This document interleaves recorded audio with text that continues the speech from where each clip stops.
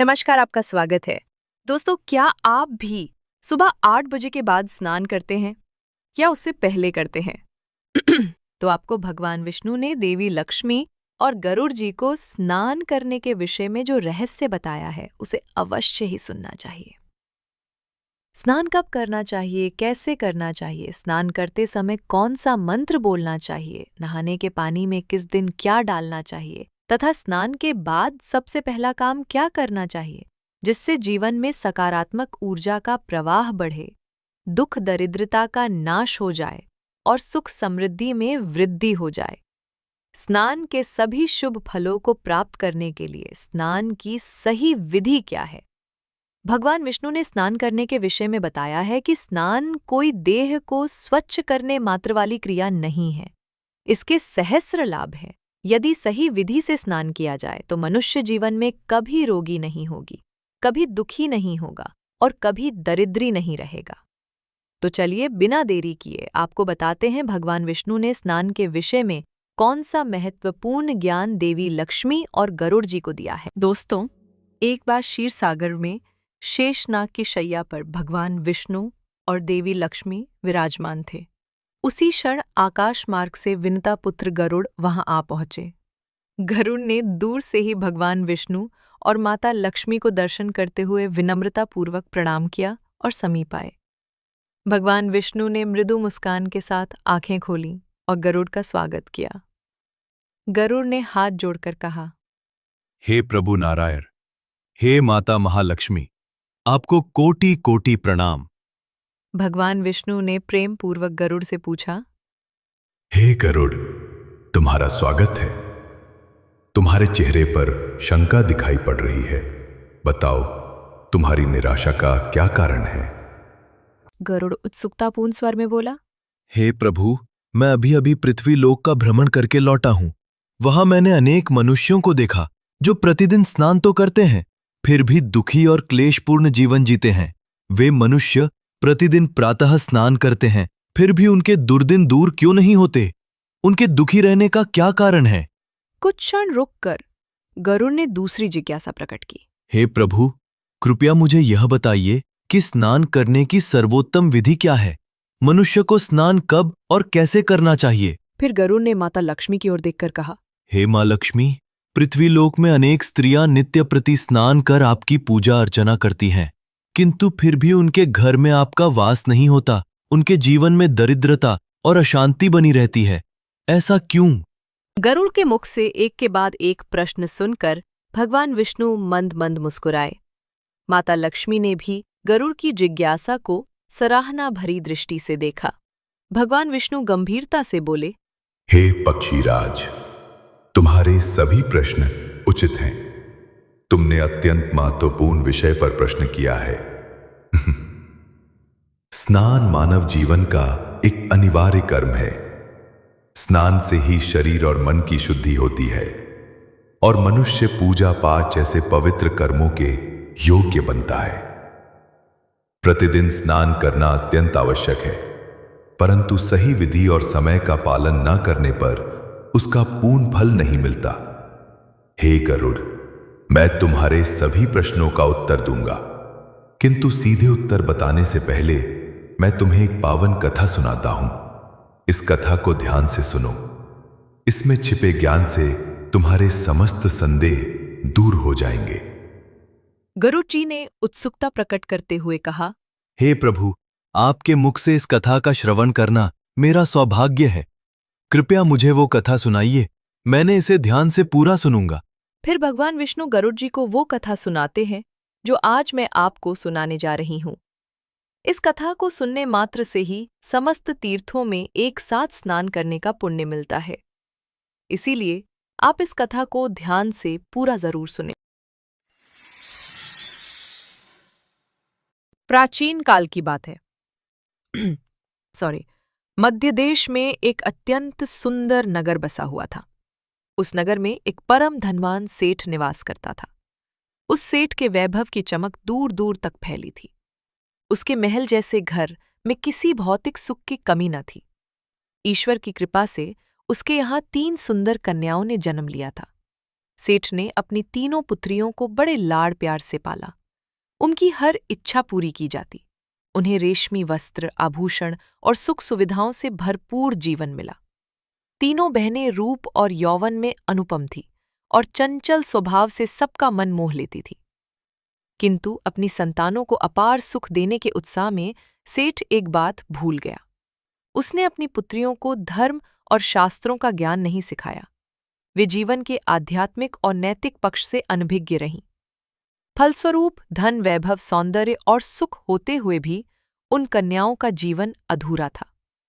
शास्त्र ज्ञान के अभाव में उन्हें उचित अनुचित का भेद समझ में नहीं आया। जिस ज्ञान और सद्गुण से मानव पूर्ण होता है, वही उनके पास नहीं था। समय के साथ तीनों कन्याएं यौवन की दहलीज पर पहुंच गईं। सेठ ने अपने कर्तव्य का पालन करते हुए उनका विवाह सुयोग्य वरों से तय कर दिया। तीनों का ब्याह बड़े धूमधाम से नगर के प्रतिष्ठित और धनाढ्य परिवारों में हुआ। शहनाइयों की मंगल ध्वनि के बीच तीनों बहनों की डोली विदा हुई। वे अपने अपने ससुराल के राजमहलों में आदर और प्रेम के साथ ग्रहण की गई। नई दुनिया में कदम रखते ही सास, ससुर और पति ने उनका भव्य स्वागत किया और स्नेहपूर्वक घर की लक्ष्मी कहकर पुकारा। परंतु विलासिता और लापरवाही के चलते उनकी कुछ आदतें बिगड़ चुकी थीं। तीनों बहुएं सुबह देर तक सोई रहती, सूर्योदय को भी ओढ़े पड़े रहती। जब उनकी आँख खुलती तो दिन चढ़ाया होता। वे आलस्य से देर से उठती और प्रातः स्नान में कोताही बरतती। कई बार बिना स्नान किए ही रसोई घर की ओर रुख कर लेती और भोजन ग्रहण कर लेती। पूजा पाठ तो कभी कभार, वो भी बेमन से करती। उनके ससुराल में बड़ी बुजुर्ग महिलाओं ने कई बार उन्हें टोकने का प्रयत्न किया। किसी की सास ने प्यार से समझाया, बेटी, सुबह जल्दी उठकर स्नान कर लिया करो, बिना स्नान कुछ मत खाया करो। पर तीनों बहनों ने अपनी सास की बात को अनसुना कर दिया। उन्होंने मुस्कुराकर बात टाल दी और अपने मनमाने ढर्रे पर चलती रहीं। आलस्य और अनुशासनहीनता उनके स्वभाव में बस चुकी थी।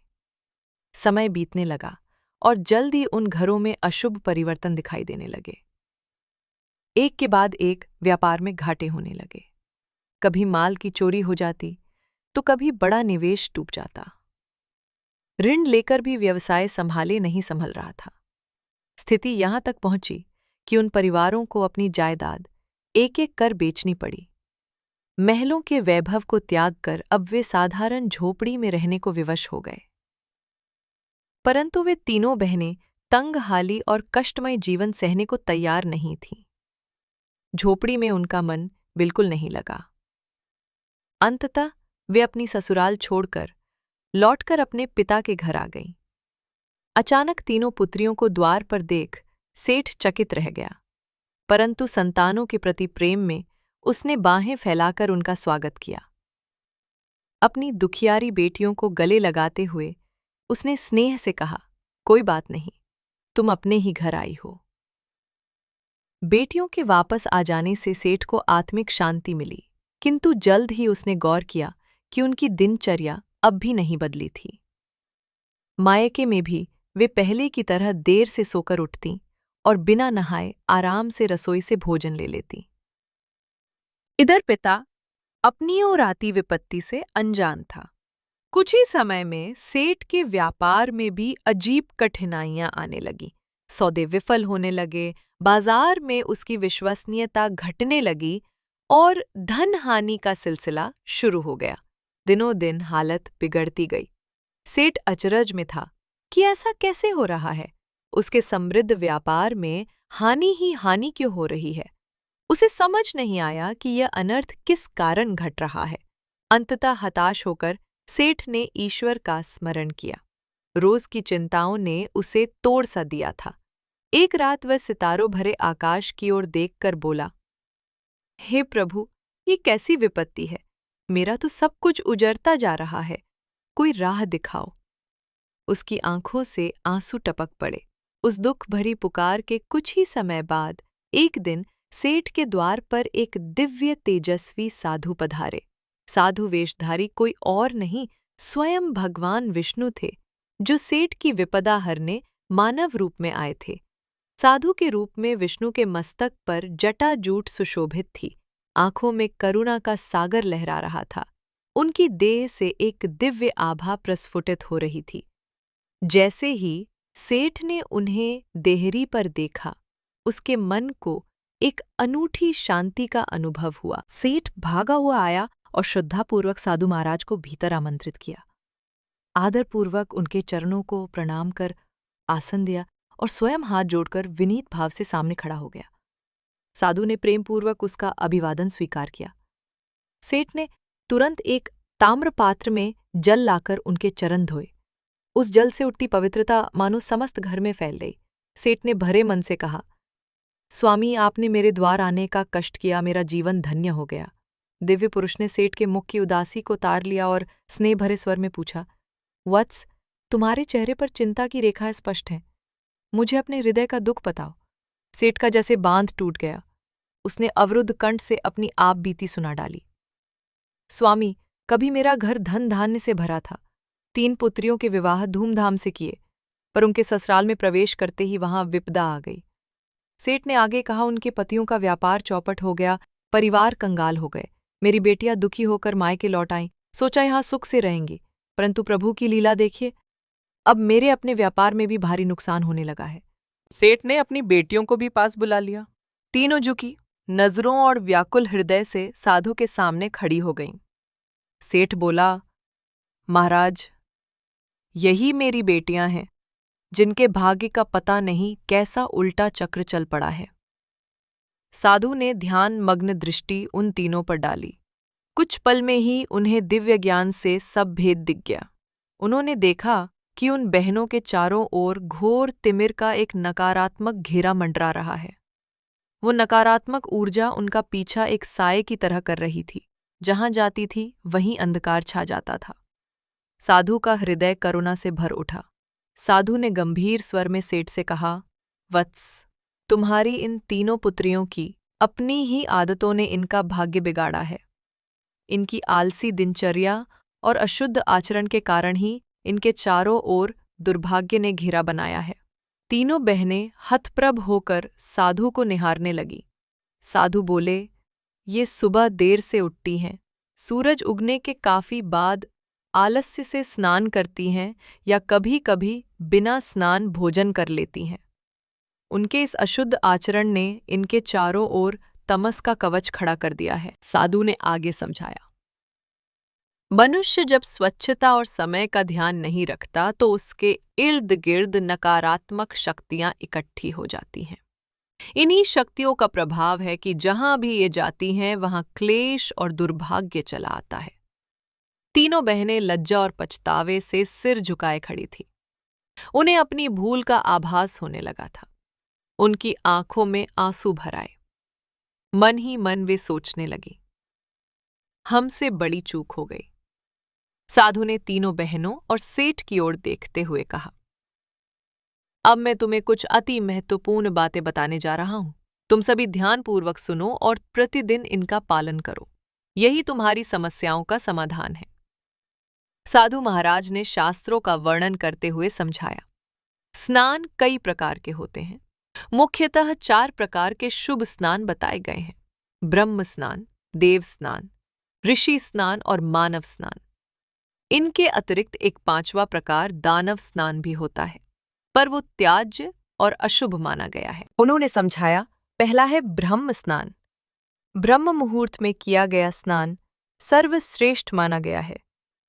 ब्रह्म मुहूर्त अर्थात रात्रि का अंतिम प्रहर, सूर्योदय से लगभग 1.5 से 2 घंटे पूर्व का समय, जब चारों ओर सृष्टि एक अलौकिक शांति में लीन होती है।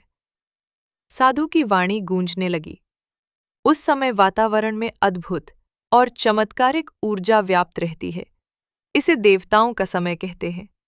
इसी समय में देव चिंतन करते हुए स्नान करना ब्रह्म स्नान कहलाता है। यह स्नान मनुष्य के लिए सबसे पुण्यदायी होता है। उन्होंने कहा, ब्रह्म मुहूर्त में स्नान कर तत्पश्चात उदय होते सूर्य देव को अर्घ्य अर्पित करने से जीवन में सुख, समृद्धि और शांति आती है। उस जल की हर बूंद मानो तन और मन को ताजगी और सकारात्मक ऊर्जा से भर देती है। ऐसे स्नान से मनुष्य रोग व्याधि से दूर रहता है और उसका शरीर स्वस्थ एवं निरोगी बना रहता है। साधु ने आगे बताया, दूसरा है देव स्नान।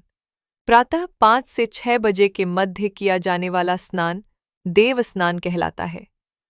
इस बेला में सभी पवित्र नदियों, गंगा, यमुना आदि का स्मरण करते हुए जल में डुबकी लगानी चाहिए। उन्होंने समझाया, इस समय स्नान करने से मानव के शरीर में सकारात्मक ऊर्जा का संचार होता है। जल के प्रत्येक स्पर्श के साथ शरीर की सारी नकारात्मकता धुल जाती है।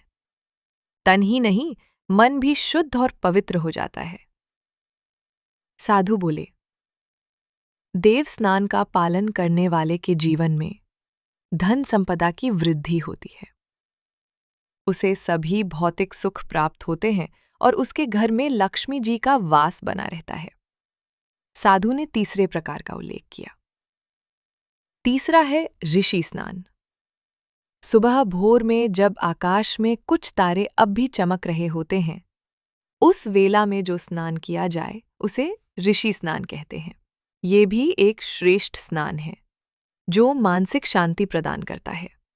इस समय स्नान करने से चिंताएं और विकार मानो जल के साथ बह जाते हैं और मन निर्मल हो जाता है। साधु ने आगे कहा, चौथा है मानव स्नान। सुबह 6 से 8 बजे के बीच, अर्थात सूर्योदय के समय या उसके तुरंत बाद जो स्नान किया जाए उसे मानव स्नान कहा गया है।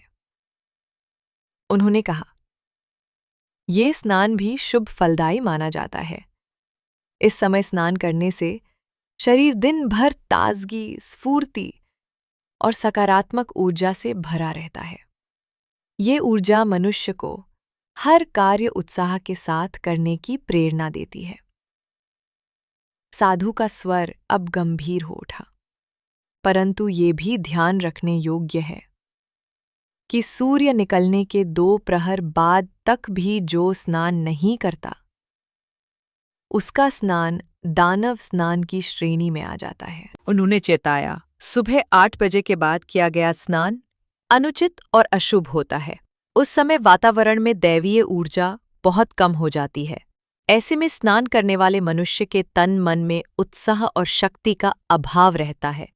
साधु ने स्पष्ट शब्दों में कहा, जो लोग सूर्योदय के बहुत देर बाद तक आलस्य में पड़े रहते हैं और देर से स्नान करते हैं, वे दिन भर सुस्ती, क्रोध, द्वेष और चिड़चिड़ेपन से घिरे रहते हैं। आलस्य और अशुद्धि के कारण उनके शरीर में नकारात्मक शक्तियां घर कर लेती हैं और उनका दुर्भाग्य उनका पीछा करने लगता है। साधु ने सेठ की ओर देखकर कहा, तुम्हारी ये तीनों पुत्रियां प्रातः समय पर स्नान नहीं करती थीं, सूर्योदय के बहुत बाद तक सोई रहती थीं। इसी कारण इनके ससुराल की सारी समृद्धि नष्ट हो गई और अब इन्हीं की वजह से तुम्हारे घर की लक्ष्मी भी रूठ रही है। तीनों बहनों को अपने गलत आचरण का असली कारण अब समझ आ चुका था। वे रोते हुए साधु के चरणों पर गिर पड़ी। महाराज, हमसे भूल हो गई, हमें क्षमा करें, हमें उचित मार्ग दिखाइए। उनकी आवाज पश्चाताप से कांप रही थी। साधु ने गंभीर स्वर में कहा, अब मैं तुम्हें स्नान के समय बोला जाने वाला एक अत्यंत महत्वपूर्ण मंत्र बताता हूं। इसे ध्यान से सुनो और स्मरण करो। जो भी इस मंत्र का उच्चारण करते हुए स्नान करता है, उसके सभी पाप उसी क्षण नष्ट हो जाते हैं, उसका दुर्भाग्य दूर हो जाता है और उसे अपार सुख समृद्धि प्राप्त होती है। गंगे च यमुने चैव गोदावरी सरस्वती नर्मदे सिंधु कावेरी जले अस्मिन् सन्निधिं कुरु। साधु ने मंत्र का अर्थ बताते हुए कहा, इसका भाव ये है कि हे पवित्र नदियों, गंगा, यमुना, गोदावरी, सरस्वती, नर्मदा, सिंधु और कावेरी, आप सब इस स्नान के जल में सन्निधि विराजमान हो। साधु मुस्कुराते हुए बोले, इस मंत्र का उच्चारण करते हुए स्नान करने से ऐसा पुण्य मिलता है मानो मनुष्य ने सभी तीर्थों में स्नान कर लिया हो। सभी पाप धुल जाते हैं और सौभाग्य का उदय होता है। भगवान विष्णु रूपी उस सिद्ध साधु ने स्नान के महत्व की यह कथा सुनाकर और समस्त विधियां समझाकर सेठ और उसकी पुत्रियों को मार्ग दिखा दिया था। तीनों बहनों की आंखों में कृतज्ञता के आंसू छलक आए। उन्हें अपनी भूल स्पष्ट रूप से समझ में आ गई। तीनों ने हाथ जोड़कर साधु को प्रणाम किया और कहा, महाराज, आपने हमारी आंखें खोल दी। अब हम जीवन भर आपके बताए मार्ग का पालन करेंगी। सेठ ने भी नमन करते हुए साधु का हार्दिक धन्यवाद किया। साधु रूप में आए प्रभु ने प्रसन्न होकर तीनों को आशीर्वाद दिया, सदा सुखी रहो। तुम्हारे घर में पवित्रता और लक्ष्मी का वास सदा बना रहे। सेठ ने पुनः उनके चरण छुए। पल भर में ही वह दिव्य साधु आंखों से ओझल हो गए। सेठ समझ गया कि स्वयं नारायण उनकी सहायता को आए थे। इसके पश्चात तीनों बेटियां अपने अपने ससुराल लौट गईं। इस बार वे नव जीवन के संकल्प के साथ गई थीं। उन्होंने प्रभु द्वारा बताए गए स्नान के नियमों का कठोरता से पालन शुरू कर दिया। अब रोज तड़के ब्रह्म मुहूर्त में ही उनकी आंखें खुल जाती। निद्रा त्याग वे तुरंत पवित्र नदियों का स्मरण करते हुए स्नान करती। स्नान के पश्चात उदय होते सूर्य को ताम्रपात्र में जल भर अर्घ्य देती और श्रद्धा से भगवान का स्मरण करती। नित्य प्रातः स्नान से उनका शरीर और मन पवित्र हो गया। जो काली छाया उनके पीछे लगी थी वो धीरे धीरे पूरी तरह मिट गई। घरों का वातावरण फिर से शांत और सकारात्मक होने लगा। धीरे धीरे उनके पतियों के डूबते व्यापार को फिर से सहारा मिलने लगा। जिन सौदों में लगातार हानि हो रही थी वे अब लाभ देने लगे। घर में धन की बरकत लौट आई और खोया वैभव पुनः प्राप्त होने लगा। जो झोपड़ियां कभी अंधेरे और उदासी का अड्डा बन गई थीं, वहां अब दीपक की ज्योति फिर से चमक उठी। परिवारों में प्रसन्नता लौट आई। घर के बड़े बुजुर्ग बोले, लगता है घर की लक्ष्मी अब प्रसन्न होकर लौट आई है। भगवान विष्णु ये कथा सुनाकर मौन हुए तो क्षीर सागर में फिर वही शांति छा गई।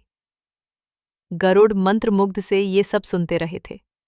अब उन्हें अपने सभी प्रश्नों का उत्तर मिल चुका था। माता लक्ष्मी ने कोमल स्वर में जोड़ते हुए कहा, जहां आलस्य, गंदगी और अशुद्धि रहती है वहां मेरा वास नहीं हो सकता।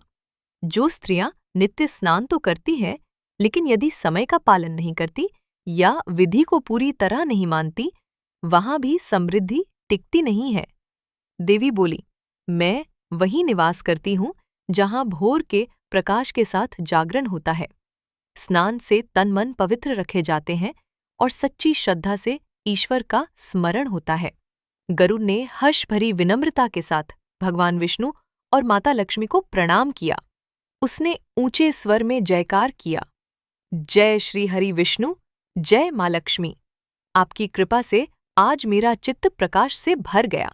इसलिए हमें भी आलस्य त्याग कर नित्य प्रति सूर्योदय से पूर्व उठकर स्नान करना चाहिए। तब ईश्वर की आराधना एवं स्मरण करने से हमारे जीवन में सदा पवित्रता, सकारात्मक ऊर्जा और मां लक्ष्मी की कृपा बनी रहेगी। तो दोस्तों, आपको ये कथा कैसी लगी कमेंट करके अवश्य बताएं। जानकारी अच्छी लगी तो वीडियो को लाइक ज़रूर करें और चैनल को सब्सक्राइब करना ना भूलें। आप सभी का धन्यवाद।